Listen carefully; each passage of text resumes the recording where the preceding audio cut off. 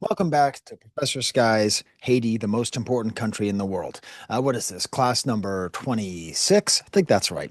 This has been a very heavy class filled with a lot of death, misery, revolution, etc. So this week I've been trying to keep things a little bit lighter, and today it's all about fun. It's all about language, music, and common wisdom. We're going to get into America, we're going to get into the occupation, we're going to get into the Duvalier, we're going to get into all that stuff, we'll get into the gangs, all that stuff. But for now, let's just take a second and remember that when you study a culture and its history, you can't just sit there just head in the mud and just in all of the misery and sadness. These are all human lives that we're talking about, filled with joy and perseverance. So let's talk about that. Let me show you my slideshow here. Hopefully this will work. Yes, great. Students and friends, I am Professor Sky. My name is perhaps known to you. I've undertaken to teach about Haiti. I want curiosity and a thirst for complex understanding to reign in this class. I am working to help that happen. Unite yourselves, students, and learn with me for the same cause. You will finally understand why I keep showing that image. If you're taking notes at home, trying to stay active, remember, active learning is the best form of learning. This class is going to be called Music, Language, and Wisdom. It was going to be called Music, Language, and Proverbs, but I chose to call it Music, Language, and Wisdom for reasons which I will explain. So, I did not get to the end of the zombie movies, so that's what I did with my class today. I'll just go through it right there, asking them the question if there was anything, even supernatural, in the movie I Walked with a Zombie at all. It is very possible to read it that there was and that there was not. But this is the big question that I want to ask you, and that I think is interesting. If I were to ask you this question, what are the similarities between Vodou and Creole, both in how they came to be and how they are perceived? I think that is one of the most interesting questions you can possibly ask. The correlation between faith and language might be stronger than you think. So let's get to these questions. Let's get to these answers with our study of Haitian Creole. A lot of the information I'm taking came from this video from Lang Focus. The dude is smug, but he's good. He does a good podcast. He does a good YouTube channel, so you can follow the links for that. One of the main things is that it's a young language. It's only a couple hundred years old compared to most other languages. Languages get more complex the older they get. Therefore, the younger they are, usually the less complex they are. It is the primary language of Haiti, spoken by 12 million people all over the world, so it is not a very minor language. It is the primary language, and it is composed of French vocabulary and West African syntax. Syntax is how you put words together in a sentence. So, syntax is the reason that I say, do you like this? As opposed to, do you this like? Okay, or like, do you this? Or like this, do you? Okay, that's syntax. That's what it is. So it's this amazing amalgamation of these two things. And it's considered inferior to French. And I ask my students why. And this is where we get to the important stuff. Why is Creole looked down upon? Why is it considered to be a less than religion? A less than language? I might have just spoiled it for you. As it says in this video, sentence structure is said to be very similar to that of the Fon language from Benin. Do you remember from Monday, my class on Vodou, how many of the lois, many of the spiritual structures come from Fon? Even the word voodoo comes from Fon. So, it makes sense that a religion, and it makes sense that a language that is largely coming from people from the part of Africa which was called the Slave Coast by the enslavers, it makes sense that a lot of that would have that kind of cultural impact. Because a reminder, language is culture. It is indivisible from culture. It is an essential element of culture. It is an overlooked element of culture. Language is culture. Religion is culture. It makes sense that the influence comes from where they actually came from. Look at this nice image. How do we get from Pidgin to a Creole language? Now, I show an image of Pidgin. Actually, allegedly, the etymology of the word Pidgin comes from the word business, as it was spoken by Chinese people who had just moved to America. which makes sense. Pidgin business sounds kind of similar. Now, these are not the same linguistic phenomena. A pidgin is a language formed when there is no common language. So let's imagine in my little story that I like to tell, let's imagine the little story that I like to tell about 300 Americans being abducted and forced to work as enslaved people on Mars. All right. And again, we have to imagine there's like 100 Christians from America, 100, I don't know, Buddhists from China, and 100 Muslims from, I don't know, let's say Algeria. Right. So, like, what languages are they going, how are they going to be talking? How are they going to have words? How are they going to get together? How are they going to form something when their entire life, all they hear is Martian? That's it. They don't hear their common languages unless they're able to talk to each other, but they're, mostly paired up. So like they don't have a common language. So they're just being told, which is how you speak Martian. So they're sitting there and they're like, friend, go. And like that's the pidgin. That's the combination. That's how these things all get mixed up. They're words that you know, mixed in with words that you don't know, mixed in. Okay, that's what a pidgin language is. But pidgin is not actually technically like what is considered to be a real language. Whereas a Creole is. It is when a pidgin language is spoken by a native population. So us, the humans who have been taken to Mars and forced to adopt Martian religions and adopt Martian languages are indeed going to create some kind of pidgin. And then when we start speaking that pidgin every day, it is going to be largely spoken by the native population. Now, it's going to be mostly Martian. Most of it's going to be Martian because that's how we communicate with the outside world. That's the common language. We don't have any common language, but we were forced into a common language. I don't speak a word of Chinese. I don't speak a word of Arabic except for Alhamdulillah and Habibi, right? That's all I know. Yeah, I don't know any Chinese. Tian means sky, so I guess I could say my name. That's about it. So it makes sense that most of our language is going to be mixed in with some other things. That becomes the Creole. Now, someone asked me when I was doing my lesson on zombies if I was going to mention this book by Frank Etienne. This is a fascinating story. One second, actually, I think I have a problem with my slides. I need to fix this. I'm just going to pause the recording. So this is an interesting story. This is the first novel ever written in Haitian Creole in 1975. Okay, that's pretty late. And it's about zombies.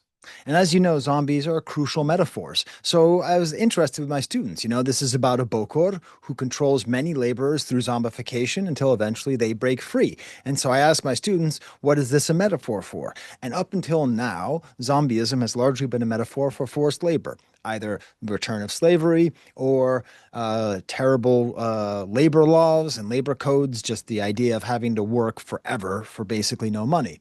But crucially, in this book, it was a metaphor for Duvalier, who I have not yet discussed in this class, but he is the dictator.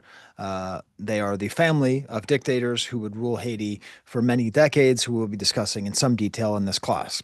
So that's a fascinating idea, but there was a problem. It wasn't read by many Haitians. And why is that? Well, 20% literacy rate. So why is there such a high literacy rate? You should know by now. Education is constantly deprioritized by the heads of state. Constantly deprioritized in favor of better military infrastructure, the amount of chaos, the instability, which is somewhat internal but largely external, has led to a largely illiterate populace who speak Creole but don't read it. But what if you can read? Well, if you can read, then you probably prefer French because you've probably internalized the Eurocentric idea that French is a superior language and that Creole is an inferior language. Which brings me to Dante. You ever heard of Dante? Yeah, Dante, he's a very important poet. He wrote the Divine Comedy, Purgatory, all that, all the stuff you think of when you think of the afterlife, it comes from him. The thing about Dante is he wrote in a gutter language. He wrote in a disgusting language for poor peasants, slimy, uneducated morons. That's who he wrote for. He wrote in a language called Italian. A guy named Joachim de Dubellay, he wrote poetry in a different kind of gutter language for peasants and, and ignorant field hands. That language was called French. Up until a certain point, if you wrote in French, English, Spanish, Italian, you were writing the equivalent of Creole. You were writing in an ignoble language that was not worthy of your nobility. You had to write in Latin. That was the language of power. That was the language of education. That was the language reserved for those in a position of superiority. So is it any wonder that with a younger language, we have the same process, where there is a period of time where all educated people would never dream of. Descartes wrote in Latin, right? He wrote in both, but cogito ergo sum is in Latin for a reason. I think therefore I am, je pense donc je suis. So that's a really important thing to remember when we're thinking about the history of Haiti and how it's similar to other histories. Okay, it's not a coincidence. And that's why Creole became a national language alongside French in 1987. 1987. Let's learn a little bit of Haitian Creole before we keep going. Ladies and gentlemen, this is one of my favorite YouTube channels I've ever discovered. This is my queen, Dr. Bertrude. She is amazing. My 3-year-old daughter, she speaks Serbian, she speaks English, and she's learning Haitian just because this is such a great teacher. P4H Global on YouTube. I'll include a link to it. And she has this great lesson. And just in like 10 minutes, you can actually pick up a little bit of Haitian, a little bit of Haitian Creole. Okay, so these are the things that are explained. And this is why it's a fascinating language. Personal pronouns. All they have is moi. They don't have moi. They don't have je. In most languages, you have multiple different kinds of pronouns. You have disjointed pronouns like moi, you have subject pronouns like je, I, me, my. All those are just moi. Amazing simplification. Want, have, and need. There's no conjugations. So, like in English, you'd say I want, you want, he wants. In French, you'd have je veux, tu veux, il veut, nous voulons, vous voulez. We have all these different kinds of conjugations. In Haitian Creole, we don't because it's a simplified language following African syntax, not following French syntax. Although all of that is completely French vocabulary. Vle, vle is tied into vouloir and voulez. Gain is tied into j'ai. Besoin is tied into avoir besoin. And then the verbs on the other side, the infinitives, manger is tied into manger in French. Dormir is tied into dormir. Aller is tied into aller. Parler is tied into parler. Yon. And then so when you teach French, it's so annoying because you have to teach these articles that could be definite or indefinite articles, meaning like a or the, and each a and the is gendered. So it's un, une, des, le, la, les. They just have yon machine, a car, yon livre, yons amis. So within 10 minutes, if you watch this video, you are able to understand what is said with ou besoin yon livre. You need a book.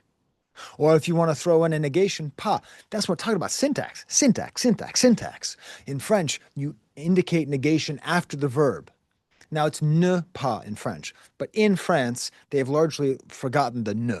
So it would be like let's see. So it'd be like j'ai pas would be I don't have. But here it's moins pas gain. And I assume that's the African syntax from fond. Isn't that fascinating how these things get mixed together? Or yo, vle dormir. They need to sleep. They don't need to sleep. Moi, gain, yons amis. I have a friend. Beautiful. Now, please, in the comments, I want you to put this, I want to see this in the comments. How do you say in Haitian Creole, we do not want to eat? You tell me in the comments, all right? You can pause it. Sorry, you see Bertrude's hands in there. Dr. Bertrude, excuse me. So this goes to my initial question. What are the similarities between Vodou and Creole? New world inventions. Vodou is new since they arrived. It's a couple hundred years old. Is Christianity new? No. Okay. Is Islam new? No. But it is. Is English new? No. But Creole is. It's a new world invention that is an African European hybrid, a mixture of the two things. How fascinating is that? That's what they needed to make. It's connected to the peasants and the poor. And because of that, it is treated as being inferior. What a coincidence. The language and the faith of the people with little to no institutional power who have been at the receiving end of a never ending series of injustices, from enslavement to forced labor to radical deaths,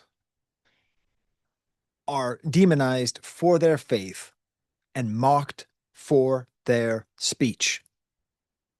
It is not a coincidence that when Haitian when Haitian people want to ascend socially, they ignore Vodou and try to say that it's not a part of their life, even if it may be.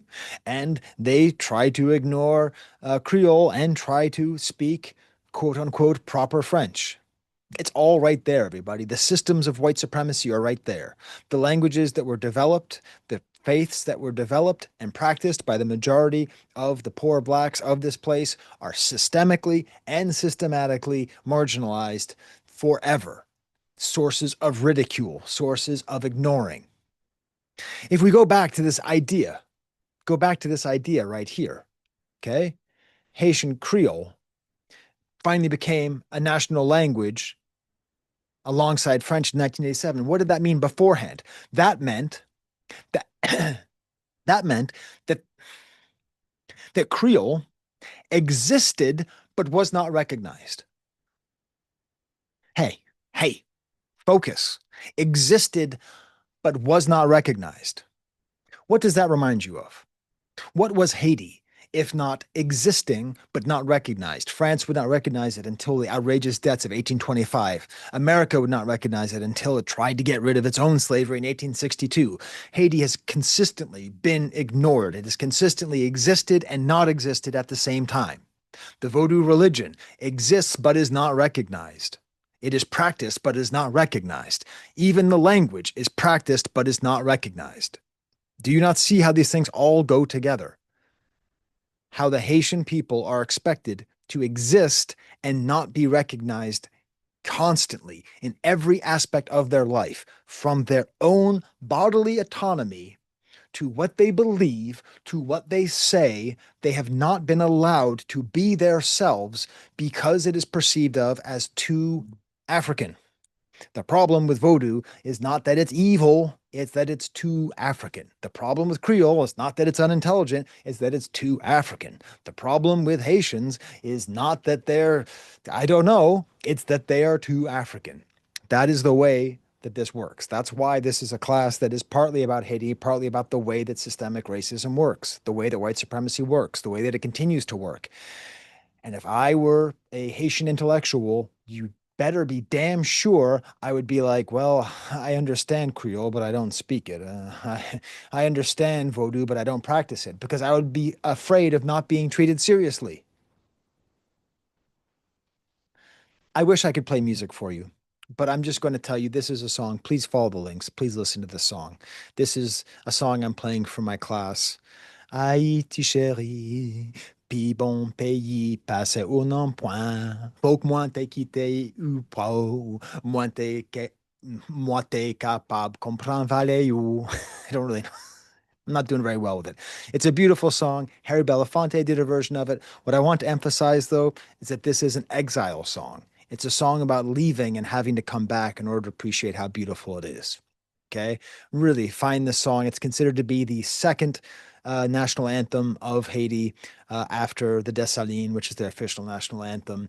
It's a lot about the sun, the drinks, underneath the trees. You always find great shade. You'll be gentle and cool. Haiti is a country dear to me. I had my students sing it today, but we didn't do a good job. Haïti chérie.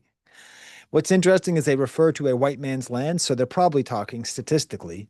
They're statistically talking in terms of the ways that the Haitian diaspora goes to Miami, New York City, Boston, Montreal, and maybe Paris. In a white man's land, you're freezing and it's never good. And all day you're forced to burn coal. You can't see clearly because the sky is always dark. And for 6 months, all the trees are without leaves. I've had students who moved to where I teach from the Caribbean. I teach in Western New York. It's no good. In my country, there's sunshine, soft breeze. It's so dear to me. And then what's fascinating is we actually, whoops, what in the universe did I just do? What did I just do? Did I just hide something? No. Okay. Oh, wait, what is this? What did I just press? I just pressed some button. What's going on here? What am I doing? Sorry, I just got confused. Old man moment. Um, if we go all the way back to the odious descriptions of the different kinds of races that helped to institute racism in Haiti before the revolution, we have all these same terms being used, but it's talking about the diversity of skin color in Haiti and how it's not felt in America. A very fascinating idea. So, anyways, please have a listen to that song. I also gave a little bit of a lesson about this. This is one of the great battles of Haitian music. Namur versus Weber. My success on YouTube is largely based on a rap beef between Kendrick Lamar and Drake. This is kind of like that, except that as far as I can tell, they actually did like each other. It was kind of a friendly competition, not a really vicious competition. The information I got on this mainly came from La Médiatique Caraïbe, which I'll include a link to, and as well as a translation of it as done by the channel zoukjam.com. It's really hard to find information on Haitian music, by the way. So this is the primary style of music from Haiti, heavily influenced by the Dominican Republic, heavily, heavily, heavily, which is fascinating because as we'll see, there's a lot of conflict between them, but art doesn't know conflict. This is a dance music created by Nemours Jean-Baptiste. It's slower than merengue music. It's in a kind of a boxy dance rhythm and is the definitive popular music style of Haiti. But there is a competition. Competition comes from cadence Konpa, which is very, very similar to Konpa Direct, a little bit more complicated. And it started by a former bandmate named Weber Sicot.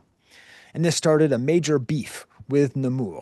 And this is the beef that we'll talk about. They had a musical competition. Sicot wrote like all these diss tracks. They would like imitate and insult each other. Man, I got to be honest. I am a music scholar, right? But I have a hard time understanding the difference between these kinds of music. I have a hard time seeing it, but I totally believe that they're there. If you are an expert, please tell me. I love listening to it. I've loved all the stuff I've listened to. I've started buying Haitian music and enjoying it. They both would support Duvalier, which is a problem, but also how much of a choice did someone have being a public face and supporting Duvalier? Is your choice support Duvalier or death? I think that was basically the choice. And they had a strange kind of duel. Ladies and gentlemen, April 8th, 1964. These bands are huge. They got like 10 people on each band. So they had a soccer match. They had a football game, a little game of footy. Okay. Sicourt versus Namur, the soccer match with like 35,000 people in the stands watching. Of course, it was a 1-1 draw because it's still soccer, everybody. Namur would win this battle of music. But I wanted to do something really important. That really important thing is that a lot of this class is about conflict and civil war and all that stuff. I show this image at the beginning of every class because it's not that. As far as I can tell, this music is not copyrighted. This is the album. This is the album between Namur and Weber. They got together and they made an album together in 1983.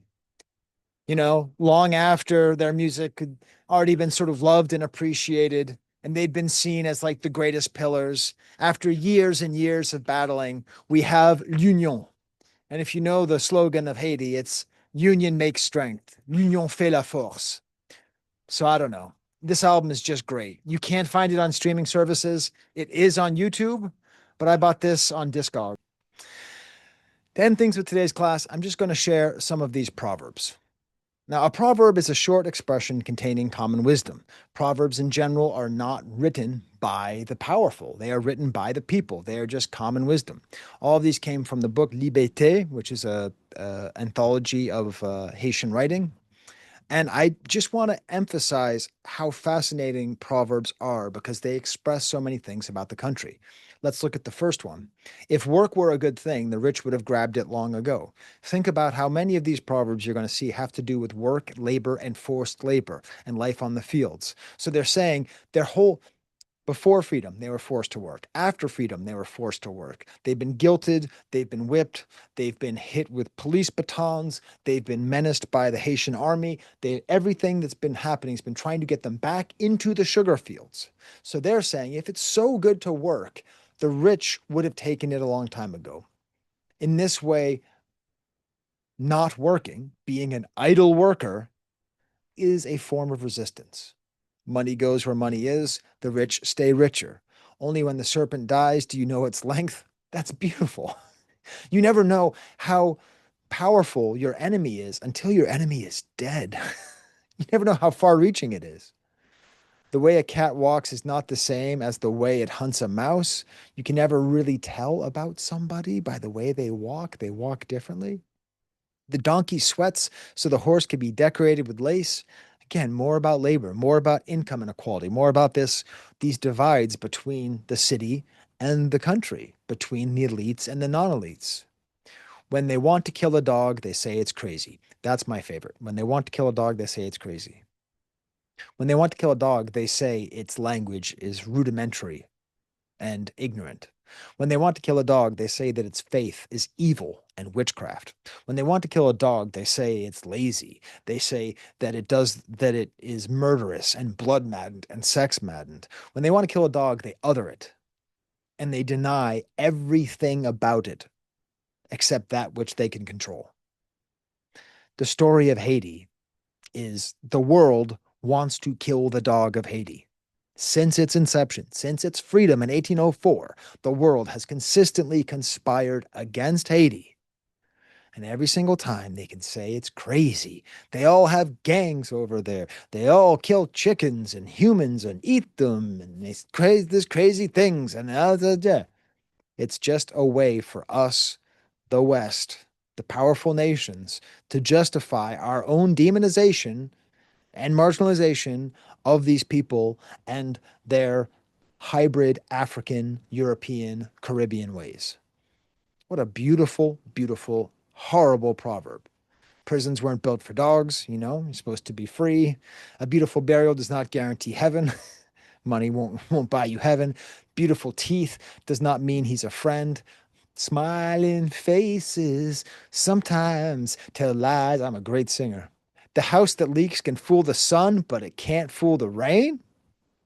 And when you lose the mother, you drink your grandmother's milk. Does that not indicate a different style of living, a different family relationship? When I heard that, I got grossed out because I thought of my own grandmother. That's not what this is like. I grew up in a very waspy environment with lots of emotional distance. Imagine you're in a laku. That is what would happen. That is what would happen. Like what an image of family reliance and dependence and safety. So I'll just end with that one. Le yo vle tuye yon chien, yo di li fou. When they want to kill a dog, they say it's crazy. Homework for next class is going to be pages 165 to pages 203 of this. We're going to be studying the work of Anti-Honor Furman, one of the inventors of anti-racism. Because we'll also be talking about a guy named Gobineau, one of the inventors of racism and their battle. And we're going to talk about Rochester's own Frederick Douglass. And we're going to talk about how America is starting to understand maybe they should take just a little bit of that. And how Germany is going to take a little bit more. And France is going to take a little bit more. And we're going to have like 12 presidents in like 5 years. It is going to be crazy. So anyways, enjoy the reading. I hope you enjoyed this lesson.